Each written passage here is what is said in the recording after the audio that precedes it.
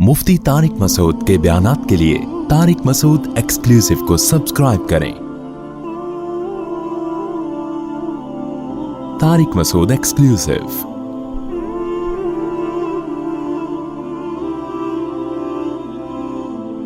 मैं तो एक दफा कई साल पहले बीमार हो गया था और अपनी हमाकत से बीमार हुआ था। तो कई सालों के बाद ना, मेरा ख्याल है 25-30 साल के बाद मुझे कोई बुखार हुआ होगा। अल्लाह ने अल्हम्दुलिल्लाह मुझे इससे, बचपन में डॉक्टर अच्छा मिल गया था, वो एंटीबायोटिक नहीं खिलाते थे, तो रेजिस्टेंट पावर बढ़ गई थी ना, बुखार नहीं होता था, बड़ी बड़ी बीमारियां आती लोगों, मुझे नहीं अल्हम्दुलिल्लाह होता। तो वो हो गया, तो मैं बीमार पड़ गया। मैंने लोगों से बताया, किसी को बताना नहीं कि मेरी तबीयत खराब है, क्योंकि फिर जो लोग मोहब्बत में आते हैं ना अयादत के लिए, बैठे रहेंगे, अबे जाओ ना, जाके काम करो यार अपना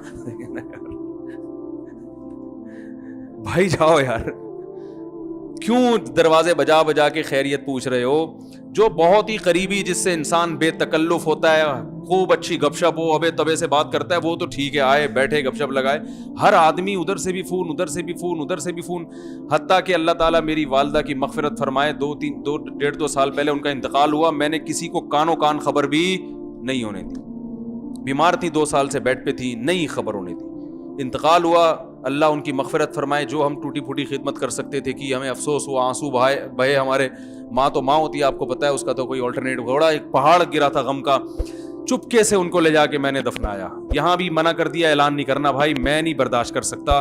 जो ताज़ियत करने वालों की लाइनें लगेंगी और वो जो सारा दिन बैठ के तसल्ली के जुमले, वो भाई बड़ा गम हुआ, अच्छा आपको गम हुआ, बहुत अफसोस हुआ, भाई क्या करूँ, अब क्या करना है, अब बताओ भाई, वो हुआ तो वे हुआ, तो वो तकल्लुफ में टाइम वेस्टिंग। भाई मैंने कहा बाद में जब टाइम गुजर जाएगा, लोगों से कह दूंगा भाई दुआ कर लो उनके लिए, वो टाइम गुजर चुका होगा। तो अब पता नहीं मैंने सही किया गलत किया, ये तो उलमा ही बताएंगे। मुझे ऐसा लग रहा था मैंने सही किया कि भाई मैं नहीं बर्दाश्त कर सकता लोगों का हुजूम और लोगों की जो फोन और कॉलें और ताज़ियत के पैगामात, इतनी भरमार होती है कि किसी काम का नहीं रहता इंसान।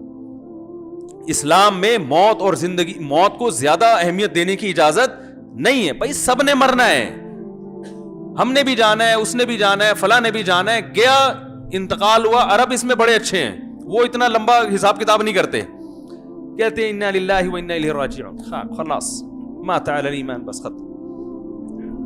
ऐसे जो लोग सऊदी अरब रहे हैं वो जानते हैं, वो ज्यादा नहीं, वो तंबू वंबू लग रहे और ये आ रहे हैं, और फिर वो दुआए खैर ते खैर लाग ले तो खुशाख बुखार, फिर वो आया, फिर दूसरा आया, दुआए खैर। आप तो कोयटा के हैं ना, कितनी लंबी दुआएं खैरें की चलती हैं ना। जो जिसको ताज़ियत के लिए आते हैं ना, वो बेचारा सारा दिन हाथ उठा के फिर गिराता है, फिर दूसरा आया, हाथ उठा, दुआए खैर खाल वल्लाह खुश जोड़ तोड़ो खाल, बस फिर नीचे, फिर दूसरा आया, दुआए खैर हो गए, चलो भाई दुआए खैर करो यार, तुम भी दुआ कर लो यार। फिर नीचे, फिर एक बंदा आया, मामू आए मिलने के लिए, चलो दुआए खैर। 3 दिन तक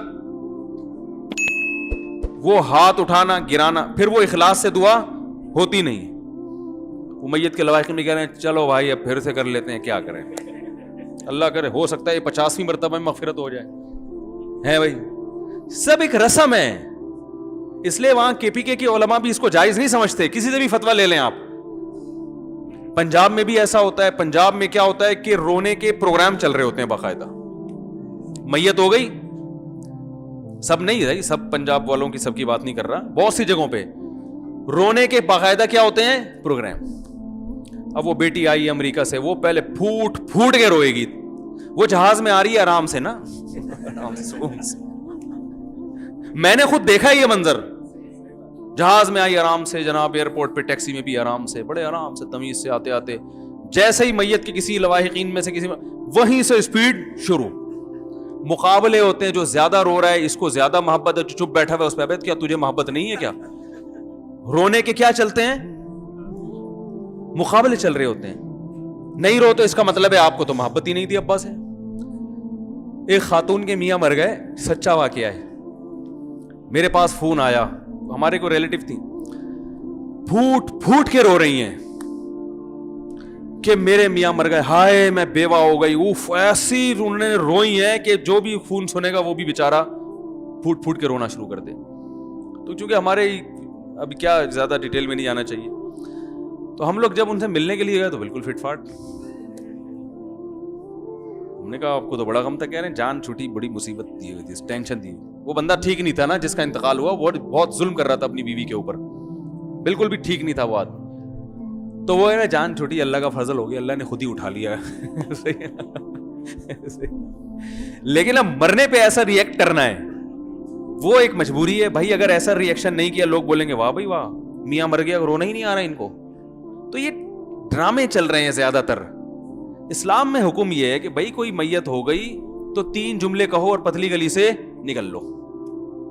اعظم اللہ اجرک, وہاں جاؤ تسلی کے. جو بھی ہر آدمی نہ جائے بھائی, جن کے کوئی خاص رشتہ دار ہیں, جو ریلیٹو ہیں, جو جن کے جانے سے تسلی ہوگی سامنے والے کو, 3 جملے بولو جا کے بھائی اعظم اللہ اجرک, جو مصیبت آپ کو پہنچی ہے اللہ اس پہ آپ کے اجر میں اضافہ کر دے. وَأَحْسَنَ عَزَاءَک, اس غم پہ اللہ آپ کو صبر کی توفیق دے. وَغَفَرَ لِمَيِّتِک, اور مرحوم کی مغفرت فرمائے. 3 جملے کہے, 2-4 اور تسلی کی بات کریں اور پتلی گلی سے بولو بھائی نکل لیں. وہیں تمبو میں دھرنا مار کے مت بیٹھیں آپ, وہاں بیٹھ جاتے ہیں. اب اس کے لیے دودھ پتی آ رہی ہے, پھر چائے آ رہی ہے, پھر پانی آ رہا ہے. وہ میت کے رشتہ داروں بےچارے وہ کہتے ہیں یہ مرنا اتنی بڑی ٹینشن نہیں تھا جتنا یہ جو تعزیت کے لیے آنے والے یہ اس سے بڑی ٹینشن بن چکے ہیں. اور پھر بھی ہمارے ہاں تو اسلام کی برکت ہے, برداشت کی حد تک ٹینشن ہوتی ہے, ڈپریشن میں جاتا ہے, مرتا نہیں آدمی.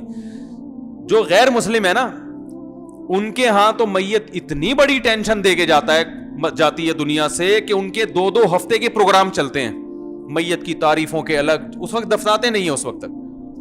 پھر وہ ان کے کوئی پنڈت جی آ رہے ہیں, پنڈت کہتے ہیں, یہ پنڈت نہیں, مجھے کسی نے انڈیا سے کہا آپ نے مندر کو مندر بنا دیا اور پنڈت کو پنڈت بنا دیا. تو پنڈت لفظ ہے. وہ آتے ہیں, پھر وہ پتہ نہیں کیا کیا پڑھتے رہتے ہیں, اس کے اوپر گھوڑے پڑھ رہے ہوتے ہیں, پھر اس پہ پیسے لے کے جاتے ہیں. وہ کئی ہزار روپے کا وارثوں کا خرچہ ہو جاتا ہے. ہمارے یہاں اسلام نے کہا خرچہ کرنے کی چندہ ضرورت نہیں ہے, صرف خرچہ ہوگا میت کے کفن کا ہے بھائی, میت کی قبر کا. قبر خود کھودنا نہیں آتی تو گورکن کو پیسے دے دو. اس کے علاوہ تیسرا کوئی خرچہ نہیں ہے, اور یہ خرچہ بھی میت کے وراثت کے مال میں سے ہوگا. جتنا مال چھوڑ کر گیا ہے نا اس میں سے پہلے یہ کفن دفن کا خرچہ نکالو. کفن کے کتنے پیسے خرچ ہوتے ہیں کفن پہ؟ وہ بھی یہ کہ جب اگر کوئی گھر میں کسی کی قمیض پھاڑ کے جو ہے نا کفن بنا دو. صحابہ تو ایسے ہی کرتے تھے, الگ سے کپڑا تھوڑی خریدتے تھے. حضرت ابو بکر کو جب کہا گیا نا یہ کپڑا, انہوں نے فرمایا زندوں کو پہناؤ, ہمارے لیے نیا کپڑے کی ضرورت, ہمیں پرانے کپڑے میں دفن کر دینا. وہاں قبر میں جا رہے ہیں نا, وہاں کون سا کوئی, وہ تو فرشتے آئیں گے دیکھنے کے لیے, وہ تو اعمال دیکھتے ہیں, وہ آپ کے کپڑے تھوڑی دیکھیں گے. تو ٹینشن نہیں لو بھائی, زندگی کو کیا بناؤ, ہلکا ہلکا بناؤ, کاموں میں ٹائم لگاؤ. اب جو دنیا سے چلا گیا وہ واپس نہیں آئے گا. اب آپ نے کرنا ہے اس کے لیے مغفرت کی دعا. جو غم خود سے ہو رہا ہے وہ تو ہوتا ہے, وہ تو نیچرل ہے, وہ تو نبی کو بھی ہوتا تھا, آنکھوں سے آنسو ٹپکتے ہیں, بس کافی ہے. چیخنا چلانا, آپ صلی اللہ علیہ وسلم نے میت پر چیخنے چلانے والی عورتوں پر لعنت فرمائی ہے. کتنا بڑا جرم ہے. اور آج میت پہ عورتیں چیختی ہیں کہ نہیں چیختی, ہاں ہاں ہاں ہاں کر کے, اس کو کمال سمجھتی ہیں. کمال صبر کرنا ہے, چیخنا چلانا کمال نہیں ہے.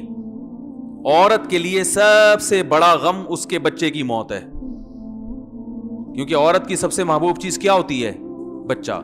ایک عورت کا بچہ مر گیا نبی صلی اللہ علیہ وسلم کے دور میں, وہ اتنی غمزدہ ہوئی کہ بچے کی قبر پہ کھڑے ہو کر رونا پیٹنا کیا نا, اس نے چیخ رہی ہے, چلا رہی ہے.